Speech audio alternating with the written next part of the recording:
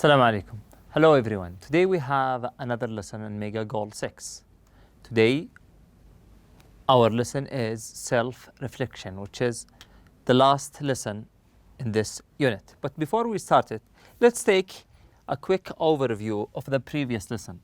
In the previous lesson, we started with talking about the title of this unit, which is Lost and Found. And we are used to, in each unit, to have lessons, reading lessons, essays, writing some essays, listening to conversations and discussions about topics that revolves around the theme, or let's say the topic of the unit. For example, in this unit, Lost and Found, we've read some essays, we wrote some narrative essays or personal narrative essays. We've also listened to some discussions, conversations, and listening materials regarding items that were lost, then people found, and also we've listened to something about lucky people who were lucky enough to find treasures and so on. In the previous lesson, we had the 11th part of this unit, which is form, meaning, and function. In form, meaning, and function lessons, we try to integrate vocabulary with grammar. We learn a new structure, we learn a way of building a sentence, then we try to give some examples to make sure that we have understood what we have listened or what we have studied.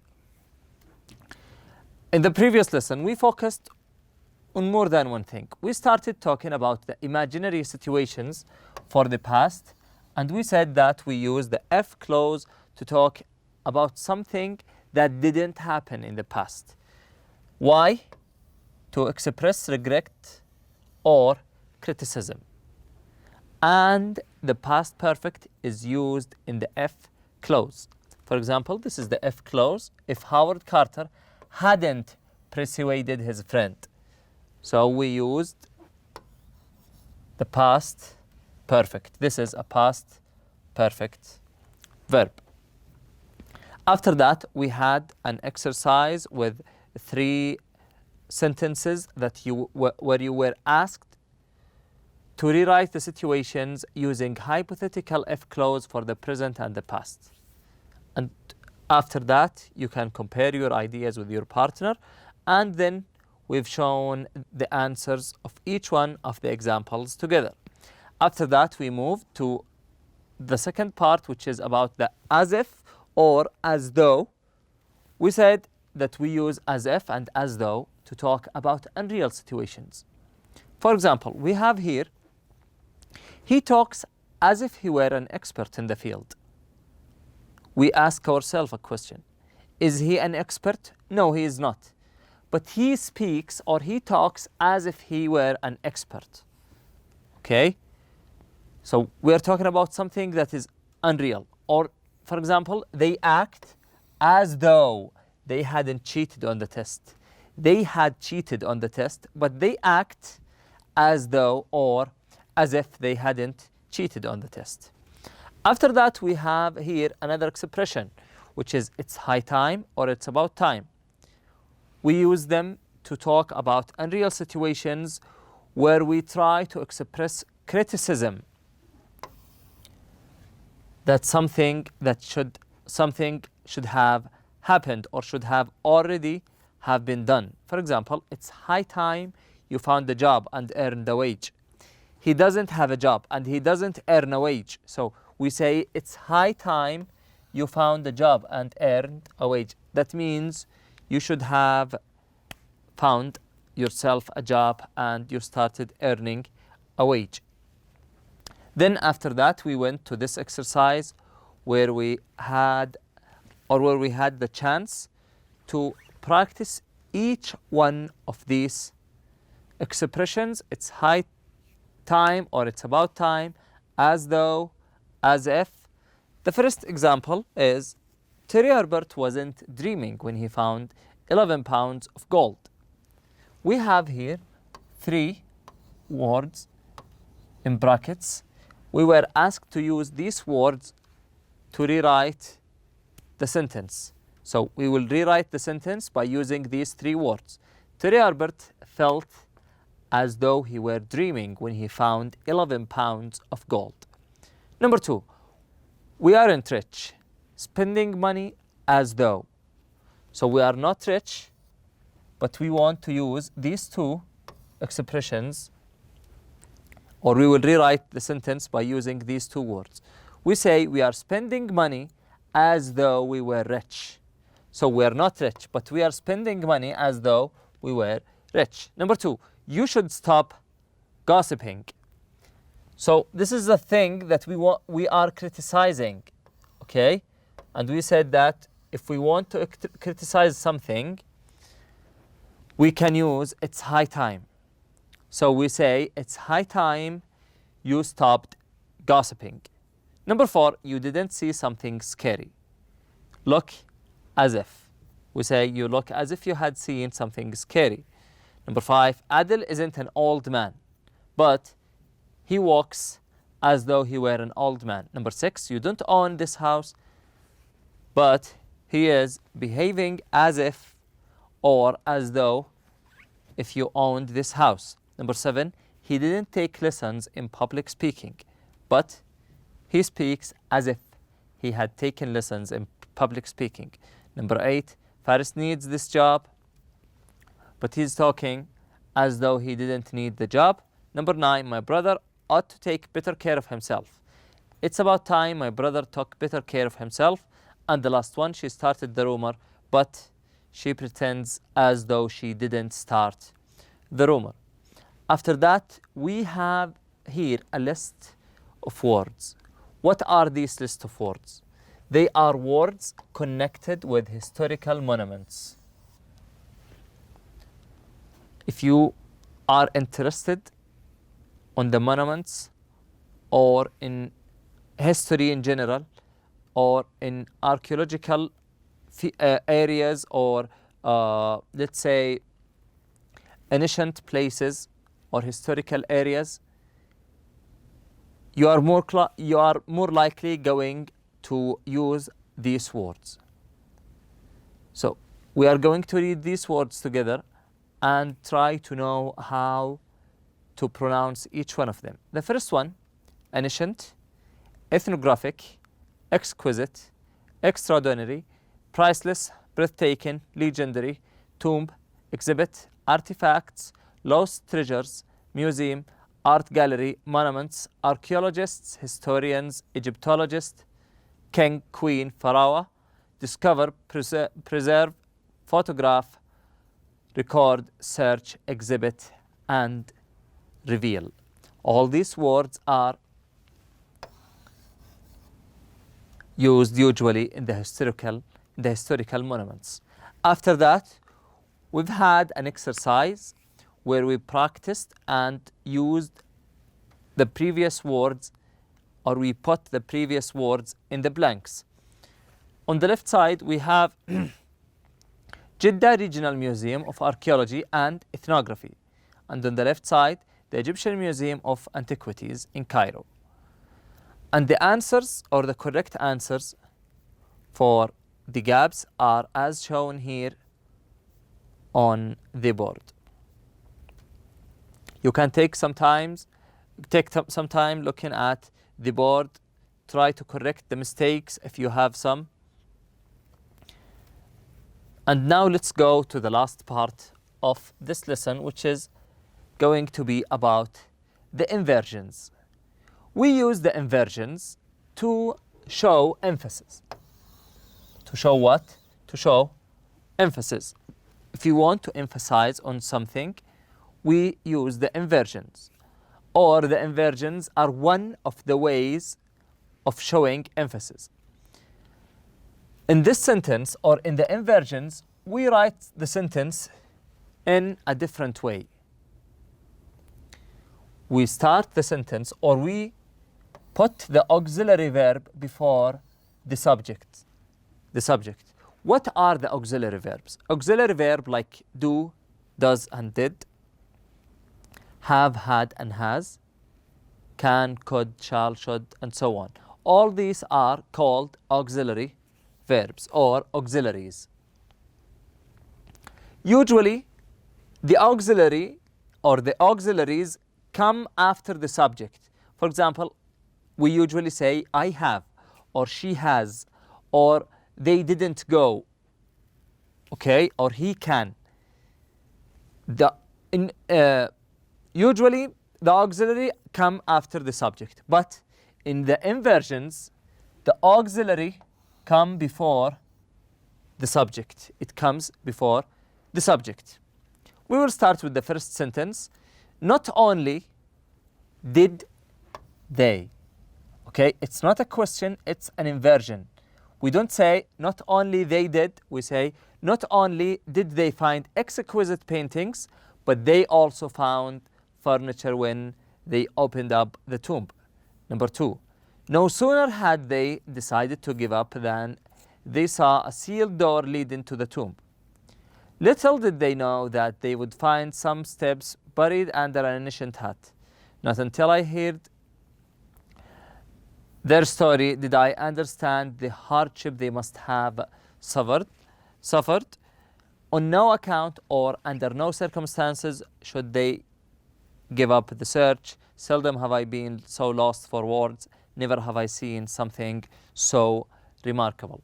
And after that, we had this exercise where we rewrote each sentence using the inversions together. Today we have the last part in this unit, which is lesson number 13. It is called self-reflection. So it is something you can do by your own.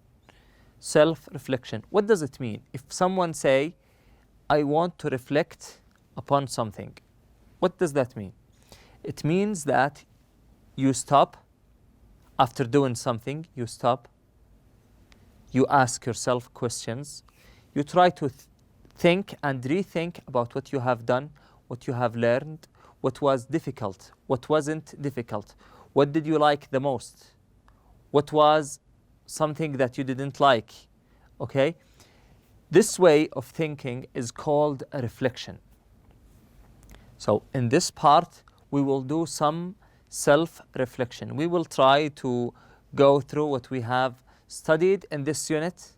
We will ask ourselves some questions. We will try to understand what are the difficulties we have faced so we can work harder in the next times and try to make them easier for ourselves.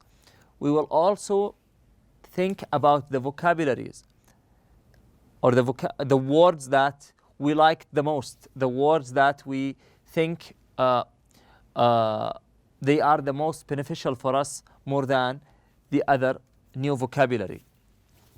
Now let's go to the first chart. In this chart, we have two columns. Things that I liked about Unit 6, things that I didn't like very much. For example, you can now pick up your pen, start thinking. What are the things that you liked about Unit 6? Personally, I liked the stories about the lucky people who were lucky enough to find treasures and how they find all these treasures by accident. This is a part I really liked in this unit. Okay, now let's talk about you. What are the things that you liked the most in this unit? And how about the things that you didn't like very much? Okay, so think about that. You can write them down. Always feel free to pause the video, write down whatever in your mind, then after that resume and go back to continue with us. Then we have things I found easy in Unit 6 and things that I found difficult in Unit 6. For example, you can say that I found the listening materials very easy on this unit. The conversation was easy, and also all the phrases, all expressions and new words that were written in bold or written in blue in the conversation were easy, and you liked them and you started using them. That means you found them easy and beneficial. How about the things that you found difficult? For example, you can say, or anything, you can write down anything that you faced some difficulties with. For example, you can say, the inversions wasn't easy for me because I'm taking it or I'm learning it for the first time. So I need more time to process the inversions and understand it profoundly. Then after that, we have Unit 6 checklist. In this chart, we have a checklist, and then we have 3 columns. I can do this very well. I can do this quite well. I need to study or practice more. That means you are here 100% sure about what you know. Or let's say you are from 95 to 100%. But here you are from 75 to 90. While here you are less than 70%.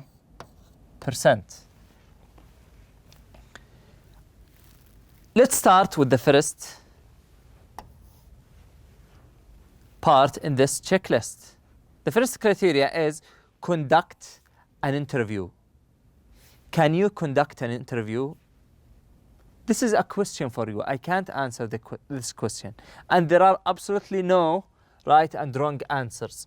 This is where you put yourself. Do you think you can do this very well? You can do it without facing any problems? Or you think you can do it quite well with minor mistakes? Or you need to practice more?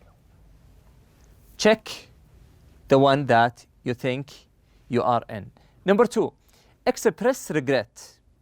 If you want, we have studied in the previous lesson, and also we revised in this lesson, the imaginary situation, when we use the F clause in imaginary situation to talk about something that didn't happen in the past. We said that we use it to express regret. Do you think you can express your regret regarding something in the past and put yourself wherever you think you are? Number 3, express understanding. When you understand something.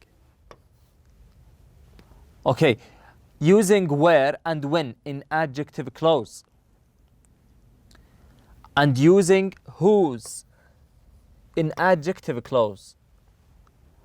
And use conditional sentence with F clause in the past time, not in the present. In the past time, we said that we use the past perfect or the verbs in past perfect in the F clause and so on. And we use it, or we use this way of expressions to talk about something in the past to show our regrets or criticism. And after that, we have studied as if or as though, and we said that we use as if or as though to criticize someone.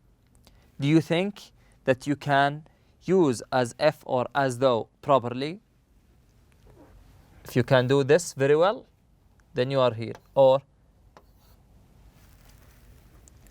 in the other parts.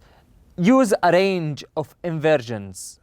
Inversions is the last thing we have studied. So where do you think you put yourself in the middle or in the front? Talk about historical monuments. We've had a list of words that are related or mostly used with the historical monuments. After that, my 5 favorite new words from Unit 6. In Unit 6, we've had listen and discuss. We've also had an essay. We also had a conversation lesson, listening. Also, we've had a vocabulary building lesson. So we went through a lot of lessons where we ran into new words. So I'm pretty sure that you have a group or a list of words that maybe you find them beneficial, that you can use in your daily life or in your areas of interest. So I want you right now to write a list of 5 words that you like the most. If you are not sure about these words, you can read through the unit again. Go back to the start of the unit or to the beginning of the unit and then start reading again. Listen to the audio materials, study the grammar and functions, ask your teacher for help if you're still not sure about that. But make sure to list the 5 words that you like the most here. Thank you all for attending our lesson today, and I wish you enjoy the rest of the day. Assalamu alaikum.